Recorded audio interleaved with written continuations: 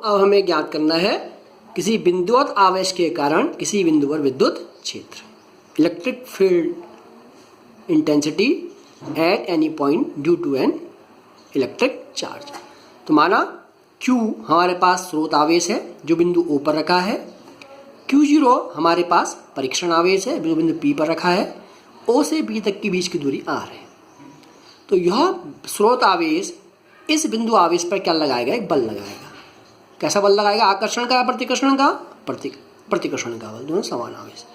ठीक, तो कूलाम के नियमानुसार Q0 परीक्षण आवेश पर Q स्रोत आवेश के कारण लगने वाला बल। तो F बराबर क्या होता है कूलाम के नियमानुसार? 1/4 pi epsilon not Q not बट्टे R स्क्वायर। अब हमें इस P बिंदु पर विद्युत क्षेत्र की तीव्रता ज्ञात करनी, अथवा P बिंदु पर विद्युत क्षेत्र की तीव्रता। E बराबर फॉर्मूला होता है F/Q0। F का मान ऊपर वाले समीकरण से रख देंगे तो क्या हो जाएगा? 1/4 pi epsilon not Q not बट्टे R स्क्वायर, और बट्टे में Q नॉट है तो Q नॉट से Q नॉट कैंसिल हो जाएगा, बचेगा क्या? 1/4 पाई एप्सिलॉन नॉट Q बट्टे R स्क्वायर। तो यह क्या है? विद्युत क्षेत्र की तीव्रता किस बिंदु पर? P पर, और इसकी दिशा क्या होगी? O से P की ओर, OP की दिशा में। ठीक, अब हम अगला टॉपिक पढ़ेंगे क्या? विद्युत क्षेत्र रेखाएं, इलेक्ट्रिक फील्ड लाइंस। तो विद्युत क्षेत्र रेखाएं क्या है? यह विद्युत क्षेत्र में खींचा गया वह काल्पनिक निष्कोण वक्र है जिस पर एक स्वतंत्र व पृथक एकांक धनावेश चलता है। और यह कैसी रेखाएं होती हैं? काल्पनिक रेखाएं होती हैं।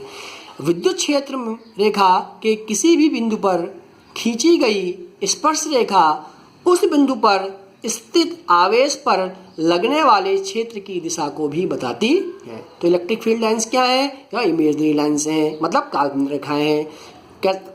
और विद्युत क्षेत्र में खींची जाती है, एक निष्कोण वक्र होती है, स्वतंत्र व पृथक्कृत होती है, और वह क्या चलती हैं? जो जिस लाइन पर विद्युत क्षेत्र रेखाएं चल रही हैं, अगर उसकी किसी बिंदु पर हम क्या खींच दें?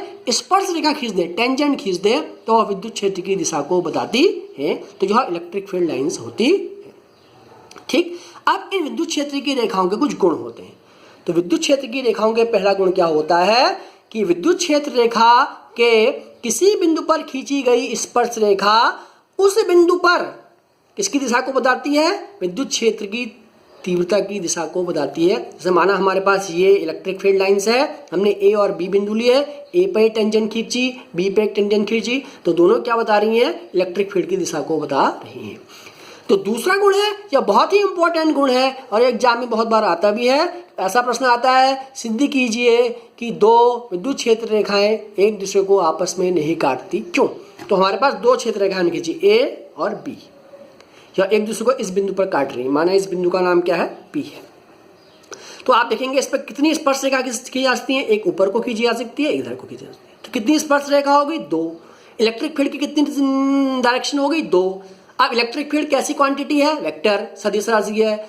एक बिंदु पर उसकी एक ही दिशा हो सकती है, यहाँ पर कितनी दिशाएं होगी? 2। अतः दो विद्युत क्षेत्र रेखाएं एक दूसरे को कभी नहीं काटती, क्योंकि कटान बिंदु पर कितनी स्पर्श रेखा हो जाती है? 2, जो असंभव है।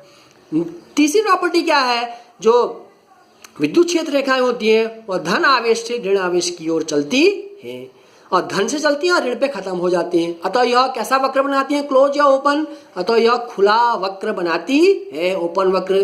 क्लोज्ड वक्र नहीं होता, ये ध्यान रखना। तो चौथा गुण यही है कि विद्युत क्षेत्र रेखाएं कैसा वक्र होती हैं? खुला वक्र होती है, ओपन वक्र होती हैं। और पांचवी प्रॉपर्टी है यह कि जिस भी पृष्ठ में होती है उस पृष्ठ के क्या होती है? हमेशा लंबवत होती है। तो विद्युत क्षेत्र रेखाएं उस पृष्ठ के क्या होती है? लंबवत होती है। ठीक, और छठा गुण है कि अगर एक समान विद्युत क्षेत्र रेखाएं हमें खींचनी है, कि अगर यूनिफॉर्म इलेक्ट्रिक फील्ड है, एक समान विद्युत क्षेत्र है, तो वह क्या होंगी? समांतर रेखाएं होंगी, और उनके बीच की दूरी हमेशा क्या होंगी? बराबर होंगी। जैसे इस कॉपी की क्या है? लाइनें जो पहले से खींची हैं, अगर हमको इलेक्ट्रिक फील्ड लाइन बनाए तो ये कैसी लाइन होंगी? यूनिफॉर्म इलेक्ट्रिक फील्ड लाइंस होंगी। ठीक, अब प्रश्न कभी ऐसे आता है, ये भी आता है कि विद्युत क्षेत्र रेखाएं खींचो।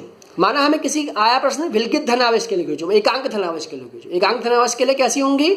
हमेशा क्या होंगी? यूनिफॉर्म और होंगी कहाँ, आउटवर्ड, बाहर की ओर। इलेक्ट्रिक फील्ड लाइंस कहाँ होगी, हमेशा बाहर की ओर, ठीक, तीर बाहर की ओर बना है। ऋण आवेश के लिए खींचती हैं तो होंगी वैसी ही, एक धनात्मक बिल्कुल ऋण आवेश के लिए कैसे होंगी जैसे हमने बिंदु आवेश धनात्मक के लिए बनाई थी वैसी ही होंगी, लेकिन उनकी डायरेक्शन क्या होगी, अंदर की ओर होगी। तीसरा है, दो आवेश ऐसे हैं जो परिमाण में समान हैं और समान प्रकृति के हैं, तो उनके लिए इलेक्ट्रिक फील्ड लाइंस ऐसी होंगी। दोनों धनात्मक आवेश हैं तो दोनों बाहर की ओर होंगी। आपको एक एन पॉइंट दिख रहा है, एन को कहते हैं न्यूट्रल पॉइंट। न्यूट्रल पॉइंट क्या बताता है, इस बिंदु पर इलेक्ट्रिक फील्ड लाइंस क्या होंगी, इलेक्ट्रिक फील्ड की तीव्रता क्या होगी, 0 होगी। तो हमने कहा एक समान आवेश है, तो एक समान आवेश के लिए क्या होता है, न्यूट्रल पॉइंट दोनों के बिल्कुल बीच में होता है न्यूट्रल पॉइंट, ठीक। और धनात्मक है तो हम रेखाएं बाहर की ओर बनाएंगे, और ऋणात्मक होती है तो कहाँ को बनाते हैं, अंदर की ओर बनाते हैं। अब ऐसा ही है, अगला है, अब परिमाण में समान लेकिन विपरीत प्रकृति। अभी दोनों परिमाण में समान थी, प्रकृति समान थी, अब परिमाण में समान है लेकिन प्रकृति क्या है, विपरीत है। एक धनावेश है, एक ऋणावेश है, तो इसको हम क्या कहते हैं, विद्युत द्विध्रुव, अभी पढ़ेंगे आगे। तो इसके लिए कैसी होती है, ऐसी इलेक्ट्रिक फील्ड लाइन्स होती है, ठीक, धन से ऋण की ओर, धन से ऋण की ओर, ठीक, धन से बाहर की ओर, ऋण से अंदर की ओर, ठीक। और अगला है लास्ट, ऐसे दो आवेश जो परिमाण में तो समान है लेकिन उनका परिमाण क्या है, परिमाण में तो अलग अलग है लेकिन जो उनकी प्रकृति है वो समान है। लिखा है Q1 और ग्रेटर देन Q2, Q1 क्या है, Q2 से बड़ा है, तो ये Q1 है, ये Q2 है, Q1 Q2 से बड़ा है, इसे हम खींचेंगे तो ऐसी बनेंगी। बस आपको इसमें ध्यान देना है, धनात्मक है तो बाहर की ओर बनेंगी। बस न्यूट्रल पॉइंट हमेशा कहाँ की ओर शिफ्ट होता है, जहाँ की ओर आवेश क्या होता है, छोटा होता है, क्योंकि इस बिंदु पर इलेक्ट्रिक फील्ड की तीव्रता शून्य होनी चाहिए। इसके बारे में आप सोचेंगे कि न्यूट्रल पॉइंट छोटे आवेश की ओर ही क्यों खींचा, बड़े आवेश